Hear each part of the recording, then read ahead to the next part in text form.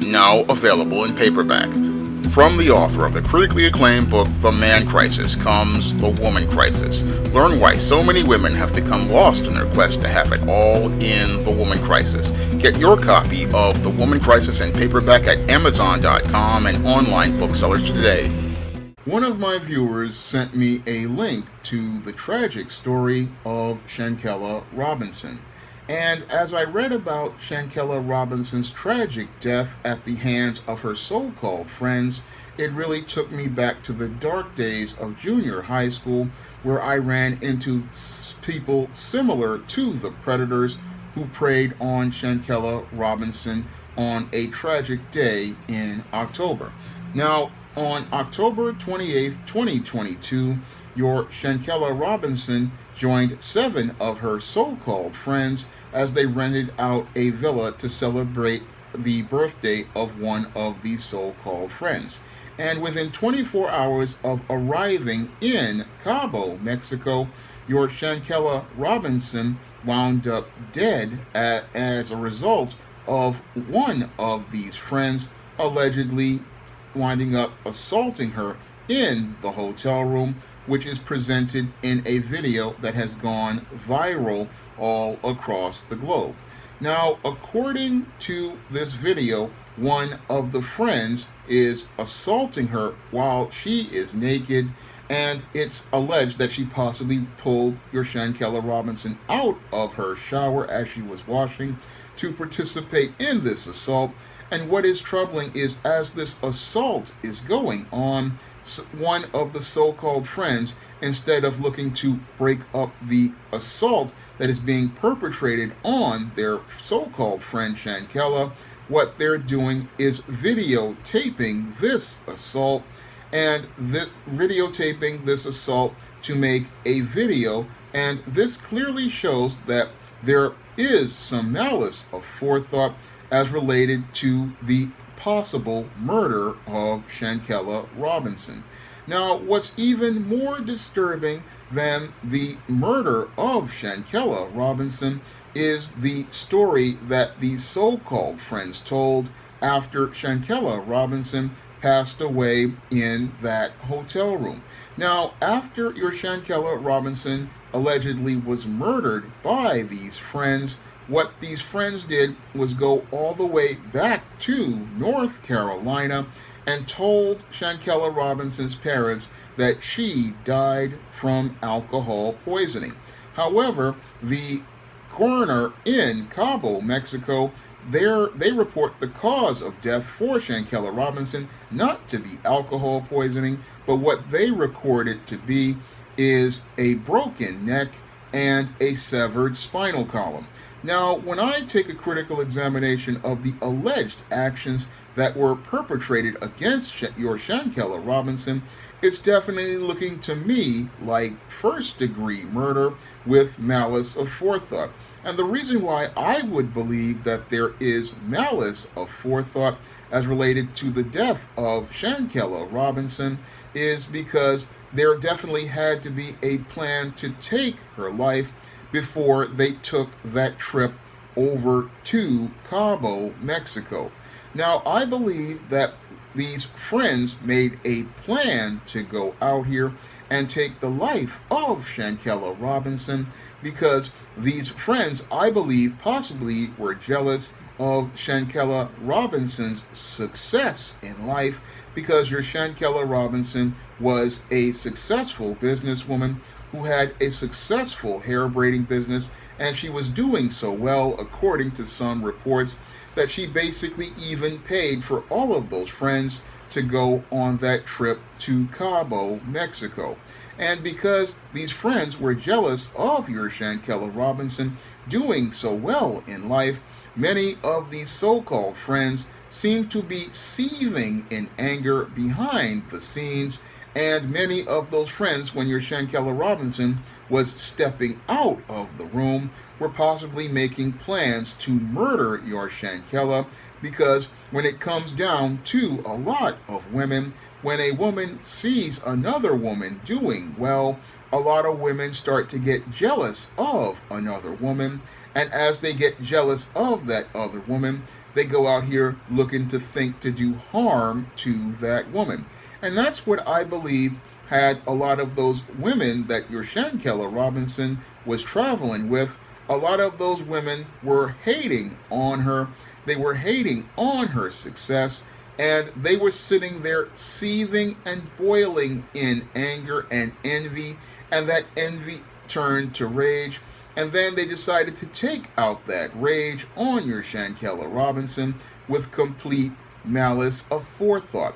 Because, as I see it, they basically waited to go to Cabo, Mexico to murder Shanquella, and they went to go to Cabo, Mexico because they know that Mexico's criminal justice system is completely corrupt, and because Mexico's criminal justice system is completely corrupt, they could go out here and participate in this crime in Mexico and then go out here and fly back to the United States and not possibly have to deal with any sort of criminal charges as related to first-degree murder. So there was some malice of forethought, I believe, as related to the murder of Shanquella Robinson, as related to her so-called friends. And this whole story just again reminds me of how jealous some people can be and how you really don't have any friends when it comes down to some of these people out here. Because while some people out here will smile in your face, they'll be hating on you behind your back. And because they're hating on the fact that you're living well and doing well, what they will do is sit there and be jealous of you. And as they're jealous, they're sitting there plotting and planning on how to take you out. What happened to Shanquella Robinson was she wasn't aware of the crabs in the bucket with her. And these crabs in the bucket, they wanted to take her down because they saw her rising and going up to another level, and they wanted to bring her down to the bottom. And the only way they felt they could go out here and take her to the bottom was going out here and taking her life.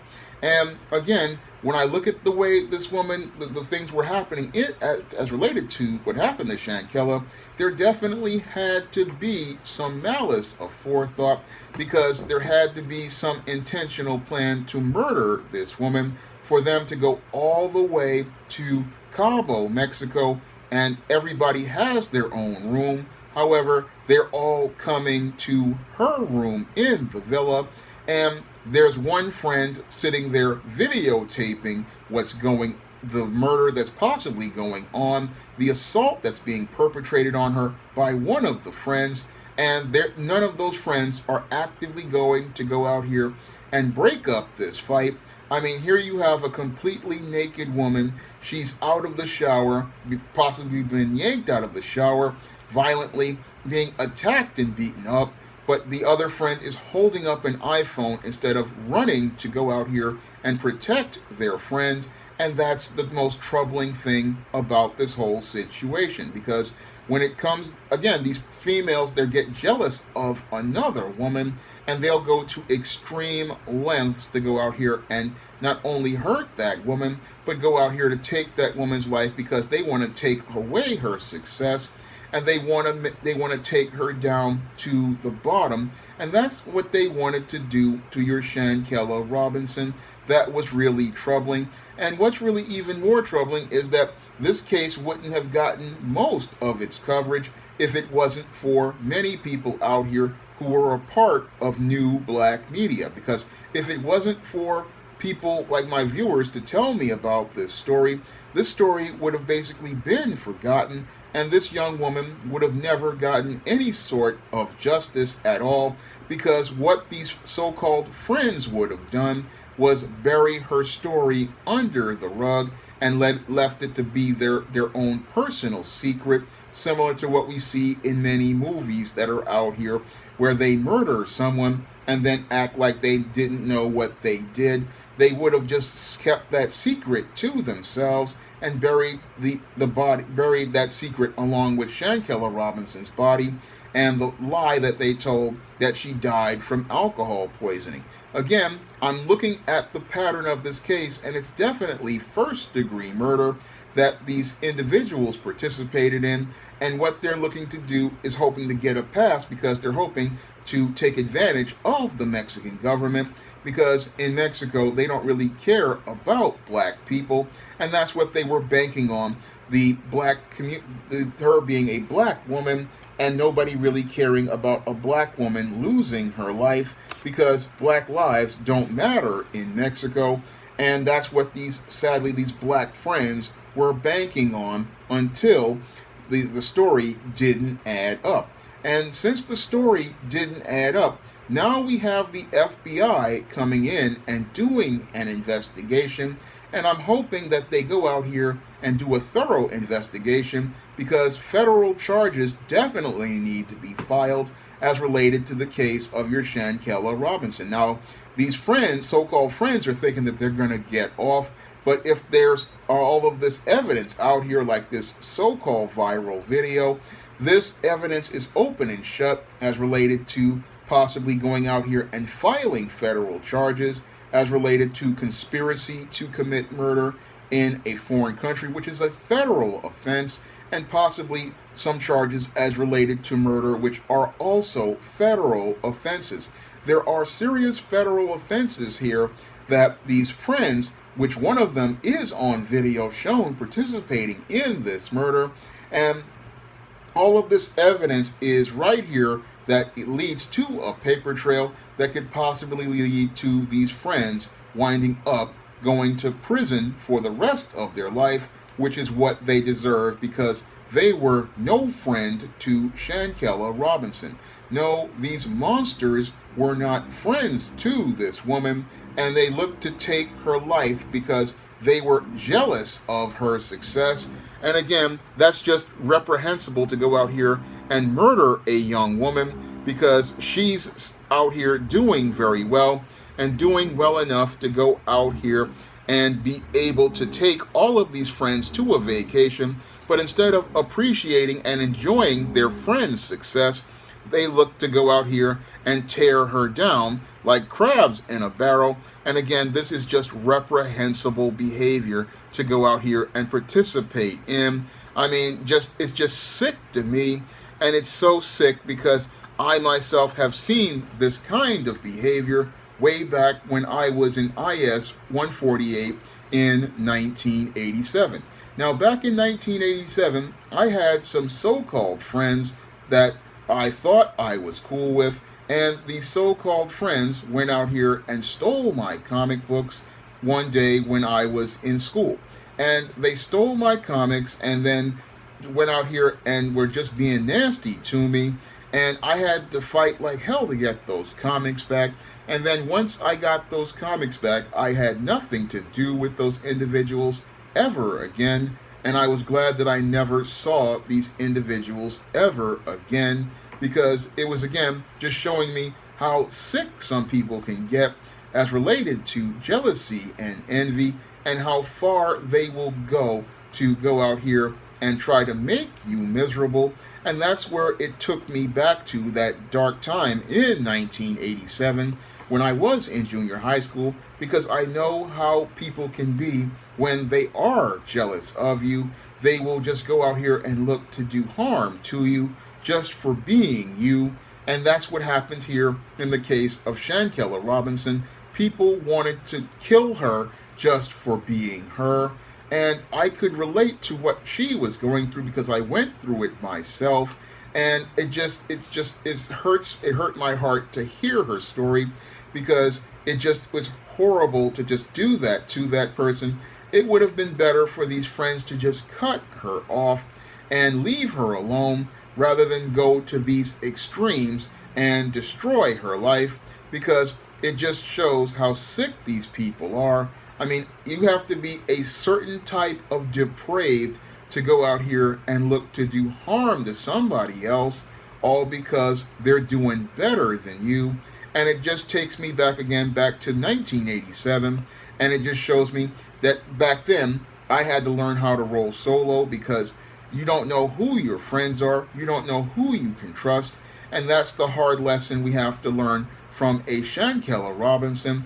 You don't know who your friends are, you don't know who you can trust, And sometimes it's just better to be alone than to be around people who say that they're your friends but who are actually your enemies, because it's better to just be by yourself and be safe by yourself than to be out here with a bunch of people who say that you're friends and then they're truly against you. I mean, back in 87, after I had those experiences as related to people taking my comics, I learned to keep my stuff to myself, and I learned to never tell people about what I had, because when a lot of people out here, when they see you getting a little bit of something, they hate the fact that you're getting a little something, and these people can have more and better stuff than you have. Because I remember in 87, a lot of these kids were doing way better than I was doing. I mean, there were kids in the projects doing better than I was, and many of these same people were hating on me, and it just shows how some people, it's not about what you have, sometimes it's just about who you are. And if these type of people don't want you around, it's better to just be by yourself than to be around toxic people like this. And sadly, from Shanquella Robinson's story, we learned that if you're a black man or a black woman, sometimes it's best to just roll solo, and just better to be by yourself than be with a friend who isn't a friend. Because if you're in a place with a bunch of so-called friends and they hating on you, they may go out here looking to murder you like they did Shanquella Robinson. And that was one of the reasons why I started being by myself at 13 and then going completely alone at 16, because you have a lot of jealous individuals out here who are full of hate and anger, filled with a lot of frustration and rage at the fact that you're out here with your confidence, and what they want to do is, if they don't want to beat you to death, they want to break your spirit, they want to shatter your soul, all because they hate the fact that you are you. And that shouldn't be at all. If you should have a right to be who you are, and if these people don't respect you, then you need to leave them alone. And sometimes it's just better to keep dealing with people from a distance, especially when you're in places like the black community, because you've got a lot of jealous folks out there who are filled with a lot of hate. They'll see you they'll be sitting there with the brand new Jordans, sitting up there with the brand new iPhone, but they see you going out here getting a bottle of soda, and they're starting to get mad because they want to be the ones who have all the stuff, and they don't want anybody else to have stuff. That's what I ran into in junior high school, and that's what took me back to that dark days in 87. I mean, when I read the story of what happened to Shanquella Robinson and the alleged murder, it just really troubled me, because it just shows me how little things have changed in the over 35 years that I've been since I graduated from junior high school. And it showed me how deep the envy is in some black folks, and how that envy can lead to them looking to commit murder. And the one thing I'm hoping that happens in the case of Shanquella Robinson is that she gets justice, because it would be just disgusting to see these evil people get away with this murder and get a pass for getting away with this murder in what I believe is an international incident, because these people willfully and intentionally, as I see it, went overseas to murder this young woman. And as they went overseas to murder this young woman, they hoped to leave the murder in Mexico, and they hope to have it again as a skeleton bone they would take with them for the rest of their lives, sort of like that movie I Know What You Did last summer. But the world knows what these people did in October, and we know what they did in this fall. And since we knew what they did in fall, we all need to stand up for justice and get justice for Shanquella, because this young lady had her whole life ahead of her, and these monsters wound up and took that life from her. And for taking her life, all of these monsters need to be punished, because these monsters all need to know that there's a place for them in the penitentiary for the reprehensible acts they participated in. Now, If you want to see me make more videos like this, you can donate to my Patreon, my PayPal, and my Cash App by clicking the links in the description box. And if you want to learn more about what makes women like this participate in behavior like this, you can pick up my book, The Woman Crisis, on Amazon.com in paperback and Kindle format. You can also find The Woman Crisis on Smashwords, the iBook Store, and Google Play. That's all I have to say for this video. You can comment, rate, and subscribe. Now available for the first time in paperback, Why 70% of Black Women Are Single. Learn all the reasons why so many Black women can't find a husband and why 70% of Black women are single. Get your copy of Why 70% of Black Women Are Single on Amazon.com today.